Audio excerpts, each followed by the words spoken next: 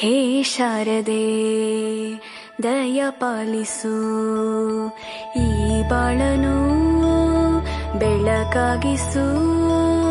ಹೇ ಶಾರದೆ ದಯ ಪಾಲಿಸು, ಈ ಬಾಳನು ಬೆಳಕಾಗಿಸು.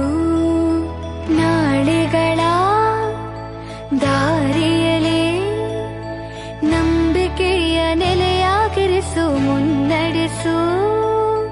ಕೈ ಹಿಡಿದು ನಾವಾಡೋ ಪದ ಪದದಲ್ಲೂ ಸಂಚರಿಸು.